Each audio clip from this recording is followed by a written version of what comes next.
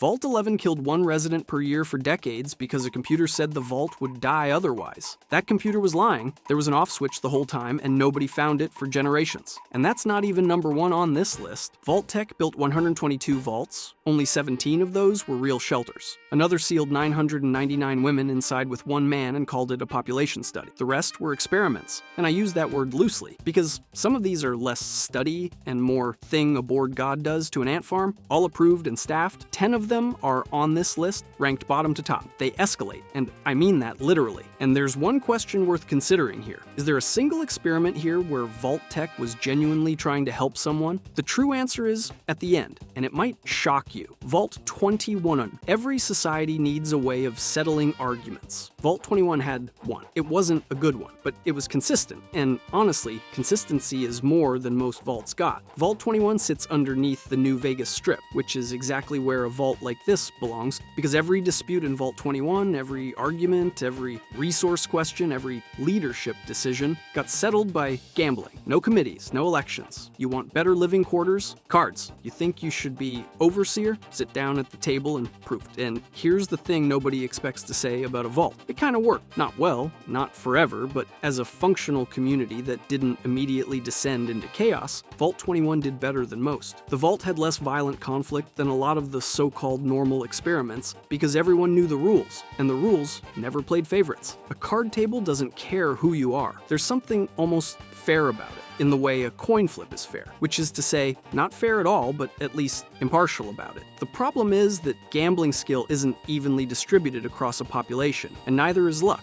and neither is the willingness to bluff when you're holding nothing. So over time, the good gamblers accumulated everything: resources, influence, eventually the overseer title itself, which means Vault 21 took a few decades to reinvent the exact economic inequality that was eating the pre-war world alive, except with cards instead of money. I can't decide if that's satire or an accident, and knowing Vault Tech, probably both at once. By the time of New Vegas, the vault's been absorbed into the Strip, which is the most Las Vegas possible ending for a gambling-based social experiment, and I mean that as a compliment. The overseer, Sarah, seems like a genuinely decent person running a strange little hotel, and the experiment's official question, can a gambling society function long-term, got its answer: yes, right up until someone very good at gambling decides to take all of it, which, again, that's just capitalism with extra steps removed. Vault 21 is number 10, because in context, it's nearly a success story, and I know how that sounds given what's coming, but genuinely, relative to the rest of this list, it is. Nobody got secretly drugged, the door sealed correctly. People knew the rules they were living under, more or less. The experiment even produced a real question worth answering, which is whether arbitrary but consistent rules produce better outcomes than no rules at all. The answer Vault 21 gives is better, yes, but not good, because consistent rules that favor the skilled will always calcify into hierarchy, and hierarchy will always find a way to protect itself. You can run that experiment in a vault, or you can read 3,000 years of human governance and get the same answer for free, without any of the casualties. Vault Tech spent money doing it the hard way. Relative to what's coming though, this one genuinely is a spa weekend. A broken spa weekend, but still, Vault 21 is weird in a way that's almost funny. The next one is weird in a way that has teeth, because it wasn't about resources at all. It was about whether you can make people invent enemies out of nothing. Vault 19 red and yellow. That's the whole experiment. 2 colors, 2 sections, and a slow drip of suggestion that the people in the other color might be a problem. Vault 19 was split into 2 wings, a red section and a yellow section, and the residents of each were kept mostly apart, fed slightly different information, and nudged, gently, constantly, toward distrusting the other group. There was no actual difference between the sections. None. No resource gap, no functional divide, just paint and implication. The overseer was a man named Philip Lem, and Lem was himself paranoid, deeply so, which makes him either the perfect person to run this experiment or the worst possible choice, and I've gone back and forth on it. His journals read like a man who believed the suspicion was earned, that the yellow section really was up to something, that the monitoring was justified. Whether the experiment did that to him, or whether he walked in like that and the vault just fed it, the lore doesn't say.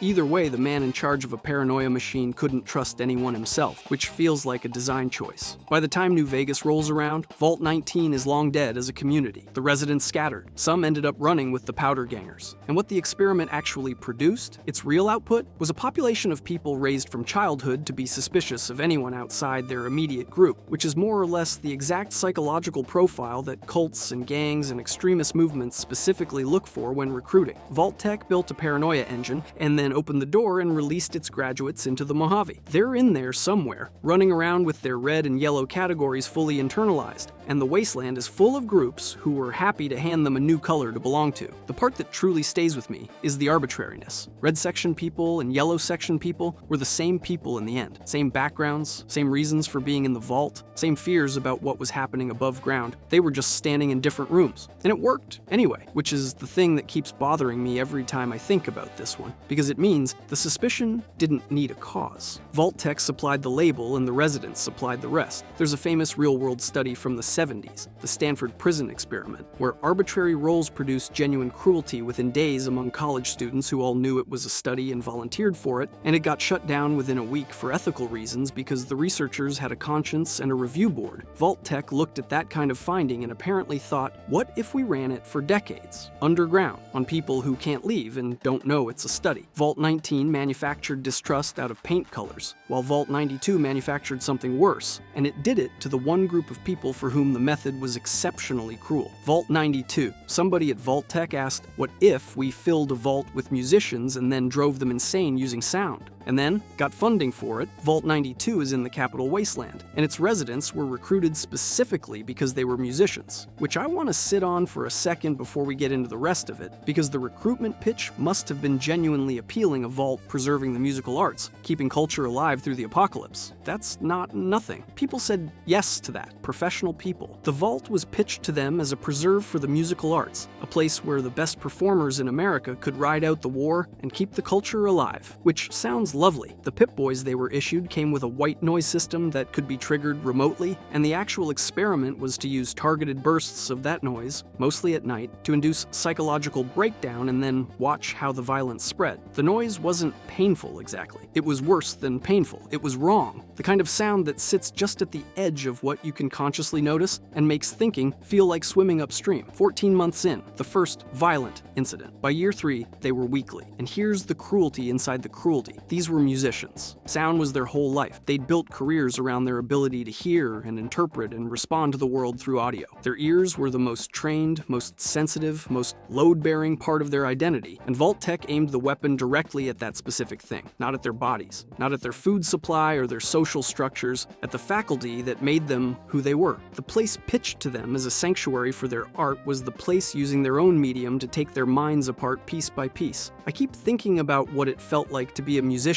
in Vault 92, to know something was wrong with you and not be able to trust the thing you'd always trusted most to tell you what was real. I find that hard to move past, even accounting for everything else on this list. The terminals in Vault 92 show you a community coming apart while its own medical staff scrambles to figure out why. The doctors weren't in on it, which is its own little tragedy, because they were trying. One researcher entry mentions 3 residents treated for injuries after an overnight incident and then moves directly, same entry, into notes about sample sizes. The injured people become a data point mid-sentence. That one transition is the entire Vault program in about 40 words. Vault 92 broke people using noise. The next Vault broke people using hope, which took longer and was way worse. Vault 95 5 years. That's how long Vault 95 played the long game. Whatever else you want to say about Vault-Tec, and I have plenty, you cannot say they lacked patience. On paper, Vault 95 was a rehab facility. Every resident was someone fighting addiction, recruited with the promise of a structured, clean environment, real therapy, and a community of people who understood. And for 5 years, that's exactly what it was. Group sessions, medical staff, actual recovery. People got better in there. That part was real, which matters for what comes next. Then, 5 years in, a hidden cache opened somewhere in the Vault's guts. A big one, stocked with precisely the substances everyone inside had spent 5 years learning to live without, placed where it would be found. And Vault-Tec sat back to watch. It went how you'd guess, fast collapse. The community that had held each other up through years of recovery cracked apart in weeks. Some people relapsed, some tried to hold the line, some turned on whoever they blamed for opening the thing. 5 years of healing dismantled in about a month, on schedule, as designed. What makes Vault 95 specifically evil, rather than generically evil, is that the help had to be real for the experiment to work. The therapy was real. The community was real. The progress was real. All of it built carefully, funded properly, staffed with people who presumably showed up every morning genuinely believing they were helping, so that the collapse would be clean and measurable against something real. Those residents weren't being treated, they were being cultivated. upgraded, grown into better data, and the staff. Somebody hired therapists for this place. Real ones, or close enough. People who presumably had training and credentials and a genuine desire to help people through addiction. And they came in every day thinking they were doing some of the most meaningful work of their careers. They didn't know. There's no indication in any of the lore that the medical staff were in on it, which means they spent 5 years doing genuinely good work and then watched it collapse and probably blamed themselves. I don't know what to do with that detail. I just can't stop landing on it. Vault 95's cruelty took 5 years to spring. The next 2 vaults didn't bother with patience. They were cruel from the moment the doors closed by arithmetic, Vaults 68 and 69. Disclaimer before anyone assumes this is made up. These are real, documented, canonical vault experiments from the Fallout lore. Somebody wrote these down on purpose and they actually stayed in no matter how weird and bizarre they sound. Vault 68, 999 men, 1 woman. Vault 69, 999 women, 1 man. Those were the assigned populations, set at the door before the bombs by people who knew exactly what numbers they were writing. The official framing was research into social organization and reproductive dynamics under extreme demographic conditions, which is a very calm sentence describing a very not calm situation. Vault 68 first. The Fallout Bible doesn't linger on what daily life looked like in there, which is probably the right editorial instinct and also tells you something by omission. What it does note is that the social structure became extremely complicated extremely fast, and that the resulting data on competition and hierarchy was considered valuable. Vault 69 played out differently, or at least the surviving lore implies it did, because the dynamics of a 1,000 to 1 imbalance don't mirror neatly when you flip them. Power and violence move differently. I was gonna say that I researched the sociology on this, but honestly I mostly just sat there thinking about it for a while, which might be the more honest kind of research for a question like this one. Here's what's truly interesting though. Both vaults existed at the same time. They were mirror experiments, run in parallel, designed as a matched pair, which means somewhere in pre-war vault tech there was a spreadsheet with both of these on it in adjacent cells, and a person who maintained that spreadsheet, and that person went home every evening and had dinner and lived a normal life, and the woman who walked into Vault 68 didn't know. That's the floor of this whole thing. She made it to the shelter, the door closed behind her, and the experiment was already running. She just thought she'd survived the end of the world. These two sit at number 6 instead of higher, mostly because the lore never documents what actually happened inside, and the entries above them have receipts. We know what Vault 92 produced because the terminals show us. We know what Vault 95 produced because the designers filed reports. Vaults 68 and 69 are holes in the record, which means the imagination fills them in, which might honestly be worse than documentation. But the exactness of the numbers, 9999 and 1, not roughly 1,000 to 1, but precisely that, implies a deliberateness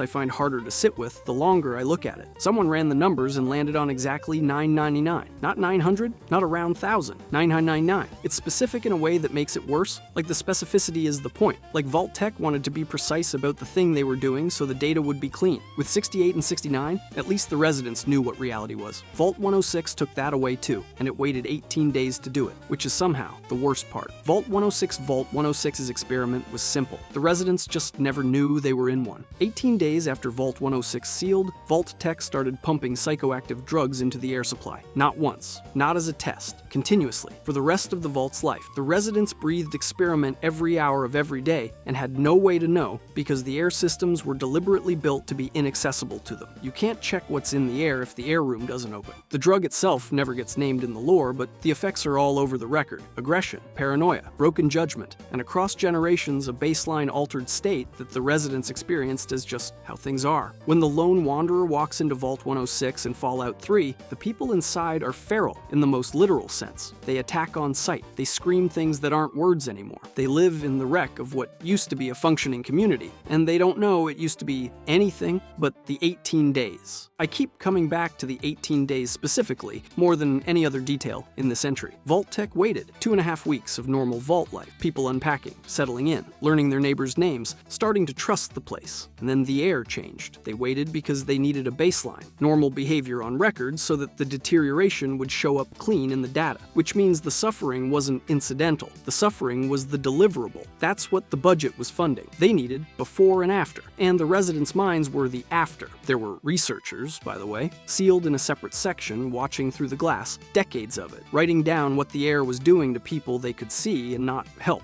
or wouldn't help. I've gone back and forth on which framing is accurate, and I don't think the lore resolves it. Could means the barrier was physical. Wouldn't means the barrier was the experiment. Both might be true at once. A physical barrier designed specifically to make the moral one feel easier. Vault-Tec was good at architecture like that, building the walls so that the choice felt like it was already made. I genuinely don't know what that job does to a person over 30 years of watching, and I'm a little glad I don't have to find out. Vault 106 dissolved people's grip on reality without telling them, and the next vault on this list left a man completely alone with his, plus a crate of puppets, and somehow this is both the funniest and one of the saddest entries on the list. Vault 77, one man, one crate of puppets. That's it, that's the vault. Look, I'm going to level with you about the lore situation here, because it's thin and I'd rather be upfront than pretend otherwise. Vault 77 is documented in a single handwritten note in Fallout 3 from a trader describing how the vault's population was sold off, swapped, down to exactly one man and one crate of hand puppets. That's the canonical core. A man, puppets. The end. There's a webcomic that fills in the rest, and it's genuinely good. It follows the man through his years alone. The way he names the puppets, talks to them, argues with them, builds whole personalities and rivalries between them, because the alternative is silence. And the silence is the thing that's actually trying to kill him. He eventually gets out and walks the wasteland with a puppet on his hand, and the comic treats the whole thing with this unexpected warmth that makes it land as funny and quietly devastating at the same time. The question I keep circling is what Vault-Tec thought it was measuring. One person alone in a vault is just cruelty, plain, nothing new about it, but one person plus puppets is specific. The crate wasn't an accident. Someone ordered it, someone signed for it, someone decided that total isolation plus a box of fake people was the exact condition they wanted to observe. My best guess, and it is a guess, built out of thinking about this far too long rather than any actual evidence, is that they wanted to know what a mind does when its only available company is something it knows isn't real. He knew the puppets weren't real. He talked to them anyway. That choice, which sounds irrational and absolutely is not,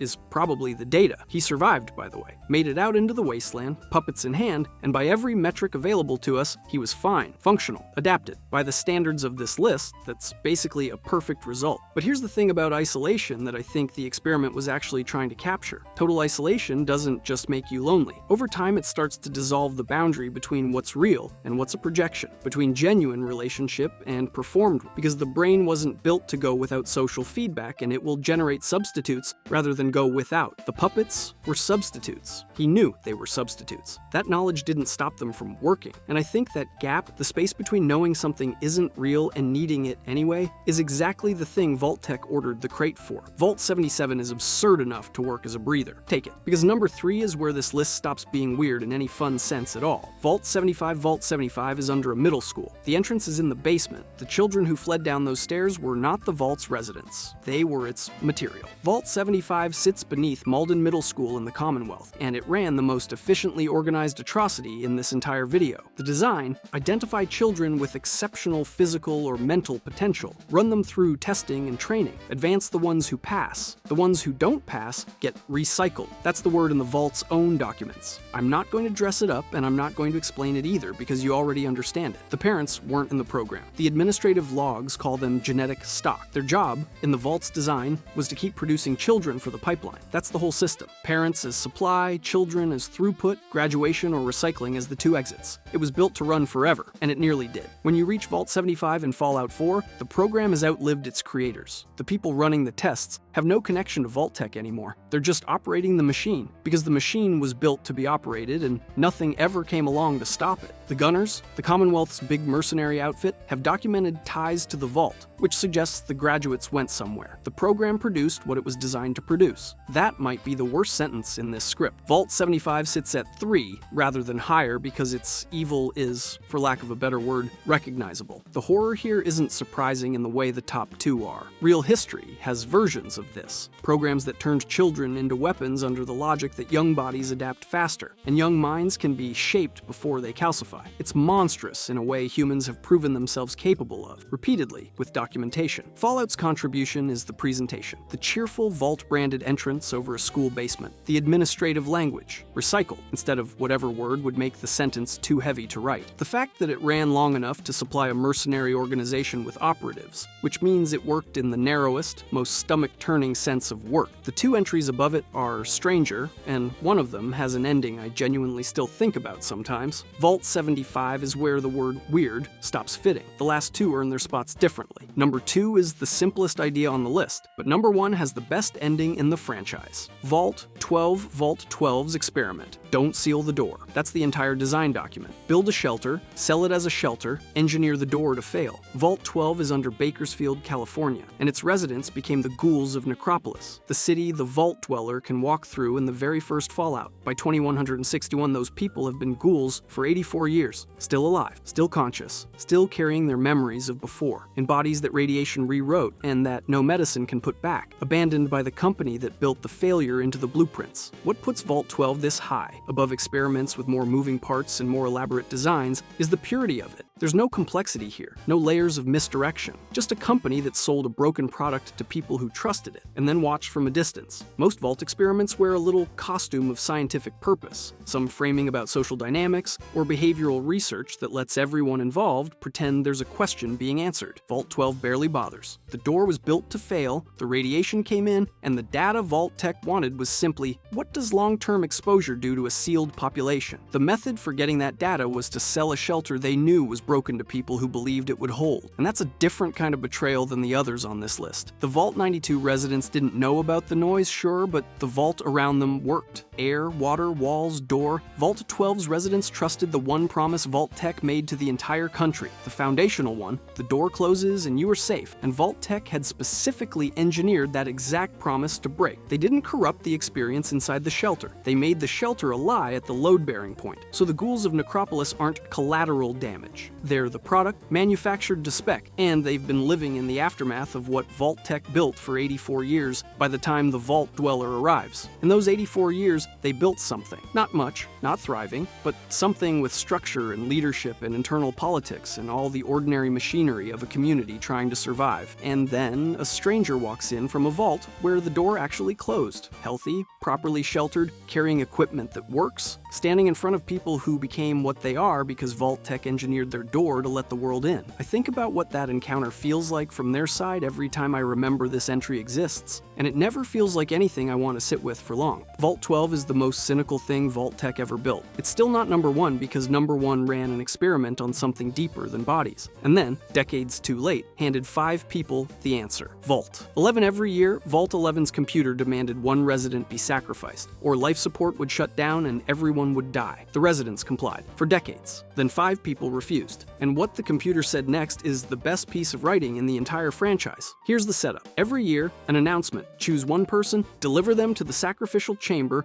or the vault dies with everyone in it. The experiment, as designed, was to watch how a community organizes itself around mandatory annual killing. Does it build a system? Does it fracture? What do the politics of choosing look like after year 5, year 20, year 50? The answer was all of it. Vault 11 grew a whole political apparatus around the sacrifice. A council, campaigns, voting blocks and deals and grudges, an entire civic life orbiting the single question of who dies this year. At one point, the overseer position itself became the automatic sacrifice, which meant nobody wanted to be overseer, which meant the council started electing the most hated person in the vault to the job as a death sentence with a title. They reinvented political persecution from scratch, by a completely different road, and arrived at the exact same place. And then they kept going. Decades of this. People died, the council met, the computer accepted each sacrifice, and the lights stayed on. And the whole arrangement calcified into something like normal, until 5 residents decided no, not this year, not anymore. They armed themselves, walked to the chamber, and told the machine the cycle was over, fully expecting that decision to kill everyone in the vault, including themselves. The computer congratulated them. It told them the experiment was complete, that they had demonstrated the capacity to refuse an unjust order, that the main door was now open, and here's the part that reorders your spine a little, that it had always been able to open. The life support was never tied to the sacrifices. Not once, not for one single year. Every death in Vault 11's history happened inside a test whose pass condition was simply refuse. The option sat there the whole time, invisible, while the council scheduled its votes. The 5 who refused didn't celebrate. You find the audio log in the New Vegas quest, which is called Democracy in Action, and that name alone is doing a lot of heavy lifting. What's on the recording isn't relief, it's people doing the math. Every single sacrifice, every year, every person their community fed to a requirement that never existed, and they're the ones who have to carry the proof that all of it was refusable from day one. The recording has them sitting in the sacrificial chamber where all those deaths happened, in silence mostly, and one of them says something like, "We should have done this years ago," and nobody responds to that. Because what do you even say? Passing the test ruined them. I think the quest is the best piece of writing in the series, and I'm not sure anything else is close. Fight me on that. Vault 11 is number 1 because it's the only experiment on this list with a thesis that cuts both directions. Vault Tech asked, will people keep killing each other when a system demands it? When everyone around them complies? When refusal looks like suicide? And the answer was yes. For decades, yes. The community built an entire civic life around compliance. Actual debates, actual elections, actual political campaigns, whose central question was, who dies this year? At some level, they probably believed the system was legitimate, or told themselves it was, because the alternative was accepting that every death before yours was unnecessary and that you're the reason they happened anyway. That's a hard thought to think voluntarily. The counter-answer, those 5 people in the chamber, isn't a triumph. It's a handful of people arriving at an exit that was always unlocked way too late and having to live with the result of what they had done. What a vault is so. The question from the start, is there one experiment here where you could believe, even squinting, that Vault Tech was trying to help?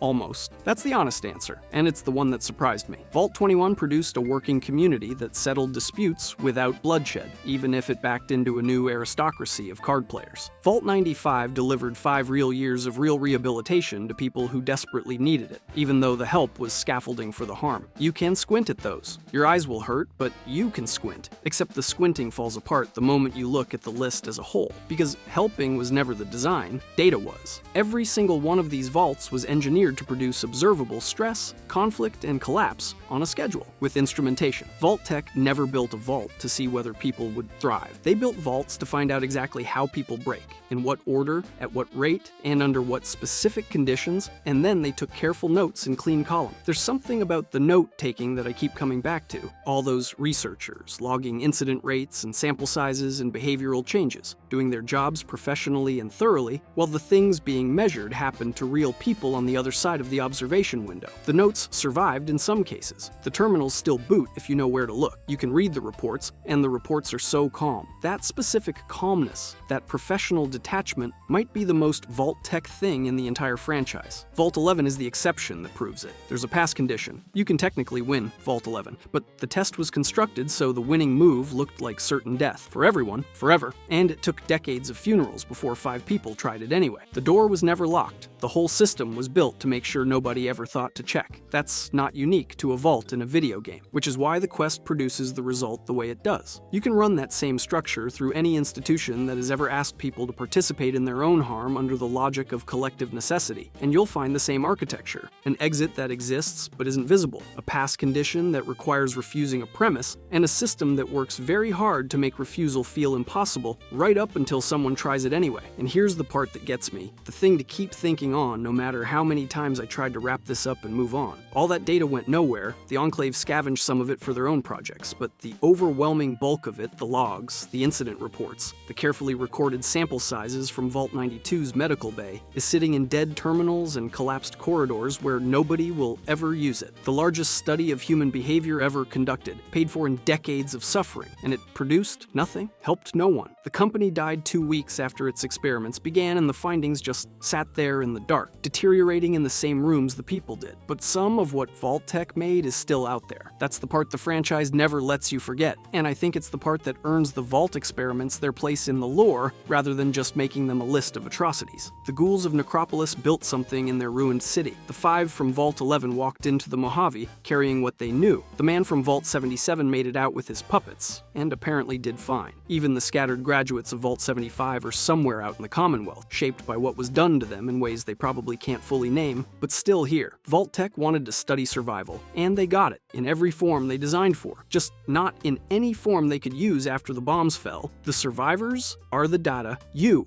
are the data now. If you've enjoyed the video and want to see what Vault Tech was really doing before the bombs fell, click the video on the screen.